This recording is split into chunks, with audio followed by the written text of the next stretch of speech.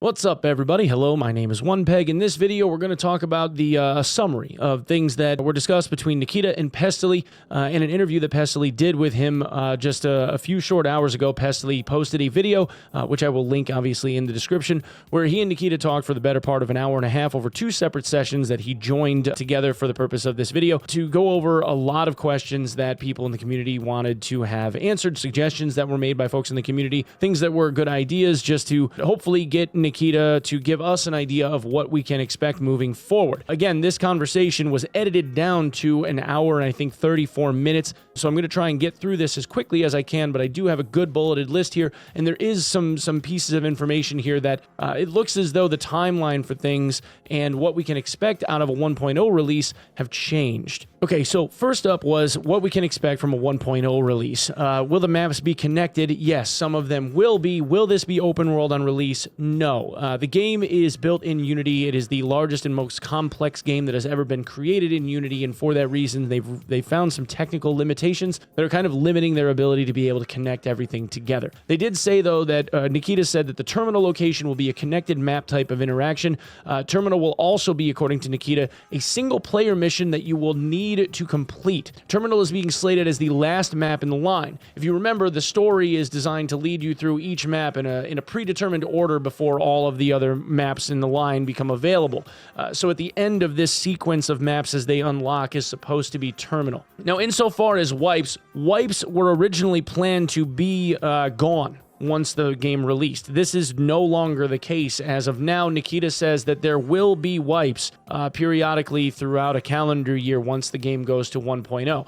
Tarkov will have a series of storyboarded quests that you will need to complete in order to escape from Tarkov, and in doing so, you will have the option to prestige your account that will give you a seasonal reward of some kind. You know, the drip.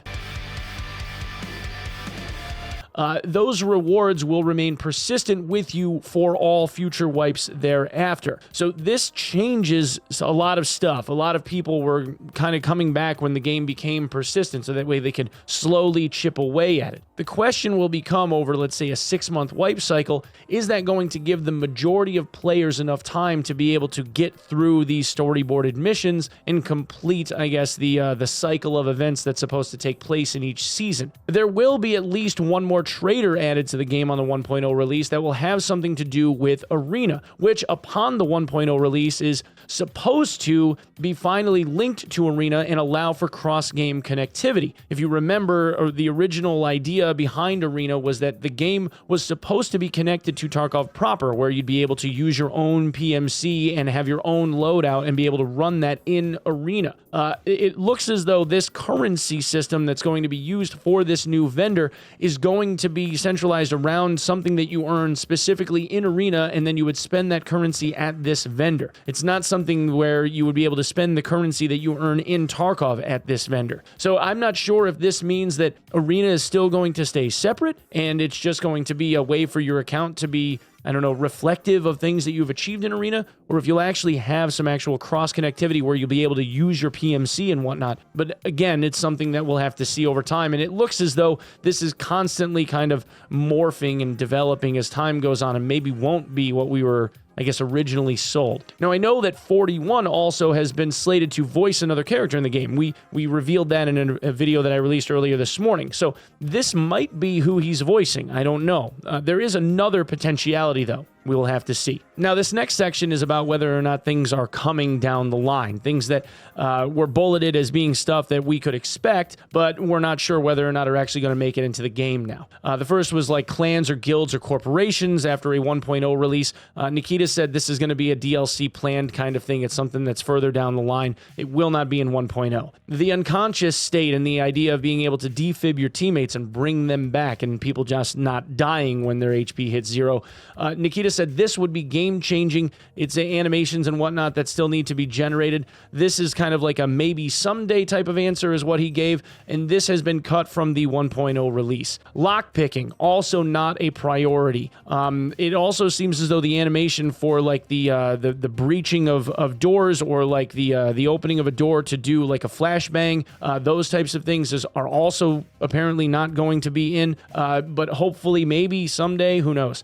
He did say in the 1.0 release, there will be a new boss that is centralized more around like booby traps, placing mines, and have like a mine defusal style of mechanic. So somebody that lays out a lot of traps will be added. Again, this is a new character that we aren't sure about like exactly how they're going to work. They obviously would have voice lines, and this is the other one that potentially could be getting voiced by 41 as well. There's also going to be another new boss that has to do with a bounty hunter style of system. There's going to be some type of PMC karma that is initially going to be concealed from your player. It's not something that's going to be overt. Although Nikita did make a joke about how there's the likelihood that somebody will data mine the hell out of it, and we'll all know exactly what that stuff is anyway.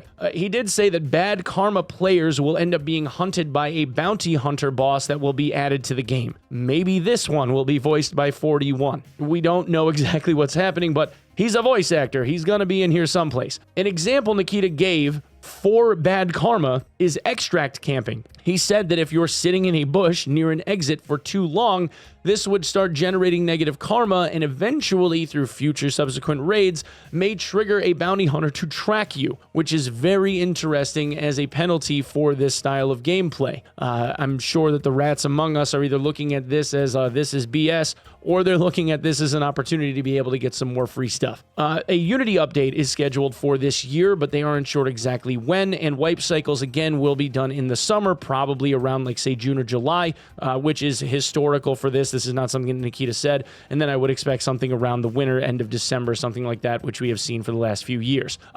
With the new Unity update, they said that this would bring along new internal tools, graphic pipelines / optimizations, networking updates and optimizations, and this again is the most taxing and expansive game ever seen in Unity, and a Unity update is not a fix-all, and for maps like Streets, for example, because of the frame rate draw, this is still reliant more on manual optimization work internally at the dev studio as opposed to an engine update, although engine updates are not easy to implement. They are time consuming, and there's a lot of stuff that they have to work through in order to make sure that everything fits the way it's supposed to. On to cosmetics and MTX, microtransactions. Clothing is coming, but that's it for now, and the microtransaction shop will remain cosmetic and storage related only. There are no boosters, no currency packages, etc., and they do not plan to have any. In regard to EOD being gone, Nikita said that there is going to be a new purchasable version of the game that will be coming soon, and this version will be better than the EOD version, will include a gamma container, and he said other cool stuff. Then the suggestion that was made, or the question that was asked by Pest, was about having more than one character on one account. For instance, if it's somebody that wants to play like a hardcore character or whatnot, could an account have an option to be able to like purchase additional characters instead of buying a new account for $40 to $140? Could we just buy another character slot for say $10?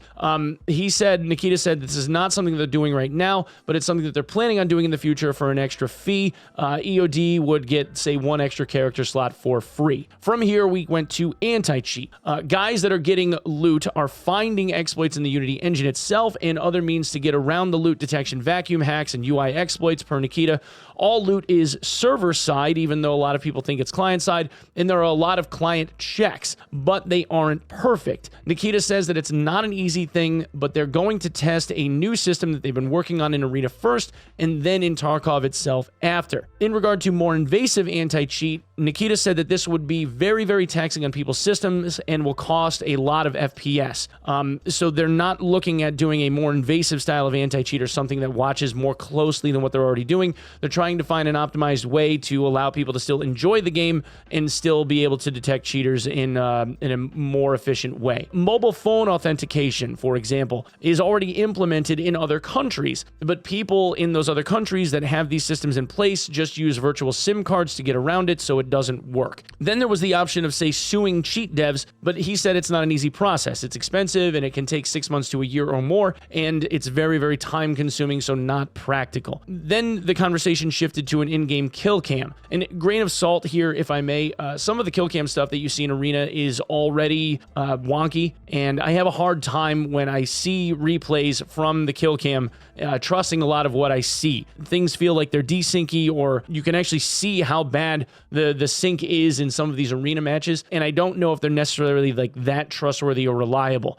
In this case, though, he said right now the kill cam is not something that is viable given the resources that they have available to generate these video files and store them with the current server load with their current raid counts. It's something that's going to take months and months of work and will not likely be in like a 1.0 release, but they are trying to get it in the game. This kind of sounded like, to me, if I may, this kind of sounded like something where they were going to kick the can down the road perpetually. And the likelihood that we see a kill cam in Tarkov proper is pretty slim. I think the most likely scenario is we're going to see it in arena, and that's where it's going to stay. Achievements for killing Killa after the 1.0 release should become a vendored item after achieving it. This is something that Nikita actually took a note on and agreed with. So this way, in future wipes, people can just buy the tracksuit once they've achieved the achievement instead of having to go through and kill Killa all over again. In regard to the armor plate system is not final and will be tweaked, most likely beginning with Arena first and then moving into Tarkov proper thereafter. It looks as though a lot of these changes that they're looking to implement with game mechanics and balance and whatnot seem like they're shifting things over to like Arena first and then moving them into Tarkov after they've been able to kind of test it from a PvP perspective. And I think that makes sense because you can mill a whole lot more PvP interactions by changing and adjusting these things in a setting like Arena where it happens a whole lot faster and a lot more often than you necessarily can out in Tarkov proper, although you're not really getting super long sight lines this way. On to Recoil. The recoil stats on attachments are currently just a flat percentage. It was mentioned a long while back that this would eventually be broken out into vertical and horizontal recoil separately. Nikita says this will be separated in future tooltips. Onto inertia. Low-level strength inertia is making people feel motion sick at some points in time, depending on who the person is and what they're playing. Nikita said that they would revisit this and see if there was something that they could do about it. Now onto Oculus Audio. For those of you that haven't been paying attention, there are certain issues with Oculus Audio, like occlusion problems, especially in stairwells and thresholds and stuff. They constantly are trying to like iterate and tweak this, but the core problems, the core functionality of Oculus still exists, and not all of the modules regarding Oculus are all the way in the game. There's also like these bugs with binaural audio where you can hear these audible pops when people get within about 80 meters or so that kind of like trigger you into realizing that you can hear someone or someone is nearby. Nikita says that this is a bug regarding how Oculus Audio works right now. He doesn't know how close they are to the full implementation of Oculus and says that he needs to check into it with his staff. Needless to say, things like this 80-meter pop and the occlusion issues in places like stairwells are something that need to be fixed sooner rather than later. These have plagued, maybe not the audio pop, that seems like it's relatively recent with this latest wipe patch, but like the occlusion problem has plagued this game since before Steam Audio existed, and now with Oculus Audio's implementation, all of these similar issues with the audio system have existed since before all of these other add-ons to try and make the audio more accurate. It's something at the base level engine that they need to repair or completely rework, and I hope that they get some dedicated people in here that are capable of taking care of it. I myself don't think that they necessarily have employed talented enough people to be able to get this thing done the right way, but I hope that I'm wrong. Onto headsets. The ranges of headsets were increased so that you can hear people from further away, and it feels inhuman. Nikita said this is due to a compression effect on headphones. For those of you that are unaware, the way that compression works is quieter sounds are made louder, and louder sounds are made quieter. This causes very, very quiet sounds from far away to feel significantly louder, and also messes with your perception of distance if the compression is too high. Pest noted that he noted a difference in distance between different types of headsets. This makes sense because different headsets have different amounts of compression, with the Comtac 4s being the ones that have the most. However, Comtac 4s, even though that they have the most, if you notice when you wear them, the amount of ambient sound is the least on those because there is a category of sound files that are regarded as ambient sound that are turned way, way down when you wear those headphones. So the footstep sounds are because those sounds are actually being generated in engine. It's just that they're typically so quiet that no one can hear them. The amount of additional compression in the headset is amplifying them significantly, which is why you can hear them from so far away. Nikita said that they would look into how much compression is on each of these in-game headsets and adjust them if necessary. Silent crouch audio. Regardless of how heavy you are, if you crouch and sneak around, you don't end up making any footstep sounds third person, but you do make them first person. Nikita said this is a bug. He was actually under the impression that this was fixed and wasn't,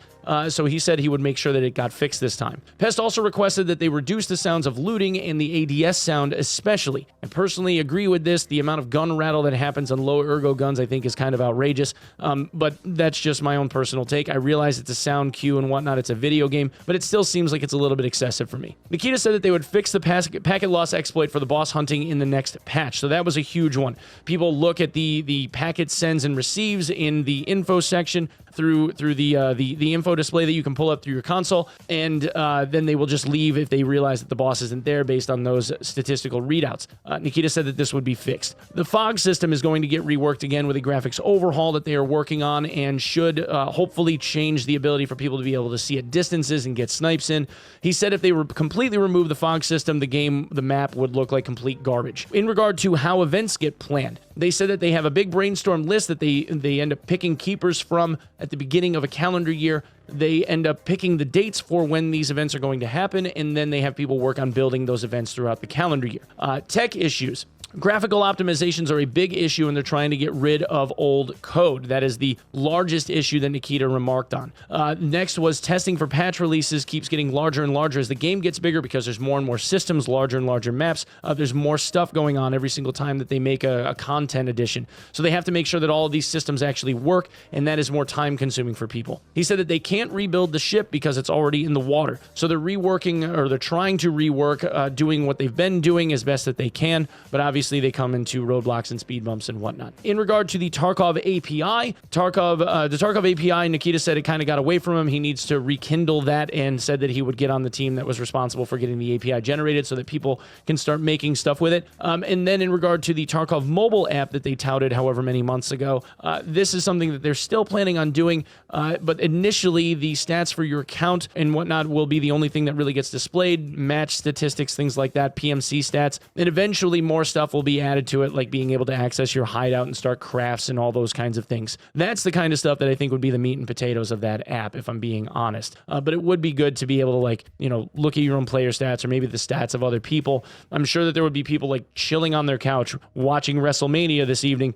that would just have their phone out, kind of like thumbing through all of the stuff that they're suspicious of a cheater or whatever, so they can look up somebody's player profile and maybe send in a report on it. And then last but certainly not least is the RUAF. The Russian army forces will be coming into the game as a faction that will be bear friendly, which is huge because I know bears have been really wanting to have something to offset the rogue love, if you will. Anyway, guys, this actually to me sounded like a very productive conversation. I'm really happy that Nikita was able to sit down with Pestily and have a nice long drawn out conversation with him about a lot of the questions and concerns that we have had as a player base. I think overall, the main message here has been one of, we would really like to see the dev team be more communicative. It seems as though they've been very reserved. They kind of get like these spikes of activity where they'll be very communicative, trying to kind of cover their butt in some cases, like with the cheating issues in the past, reporting on, how many bans that they had made and whatnot, and be a lot more communicative when it comes to like kicking off certain seasons of things. And the latest was this info dump on these tutorial videos that are showing up on YouTube. But Pest, at the beginning of his video, made mention of just putting out regular info blasts on a weekly or every other weekly basis in-game as a pop-up window, a tweet, something, just so that we had an idea of what it was that they were doing. And I agree. I think the more communicative that these guys can be, the better. I know that there are people that think like devs tend to like overreach and talk to us too much, and they don't keep things close to the vest and whatever. There are things that they can keep to themselves and still be very informative with us, just to like let us know like what they're working on, instead of kind of keeping things under the hat or close to the vest like they have been doing historically. Not for nothing, but BSG has not been like the most openly communicative dev team in the past. We all know that that's true. Personally, I think that they do overall, with Tarkov being what it is an incredibly complex game. And I think that they are doing the best that they can. I genuinely think that they have a passion for what it is that they're producing. Unfortunately, that is also overshadowed by the fact that I think that they're in over their head with certain mechanical difficulties that they're coming across when it comes to things like the audio engine or the anti-cheat issues that they are being plagued with year after year. Hopefully, they will have the means to be able to acquire whatever talent they need to in order to be able to right the ship and get it to where it is that we all wish it would be brought to. But it's hard to maintain hope.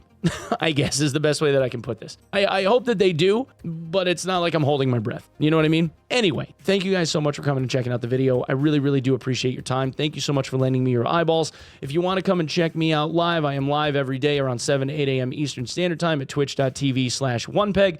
Tomorrow afternoon, once the sky reaches totality, as long as I have a good sightline for it, I'll be pulling out my cell phone and checking out the eclipse so that we can all look at it together and see the nice, neat little corona. In the meantime, I'm going to go back to bed, and I will see you in the next video. Thanks so much. Peace.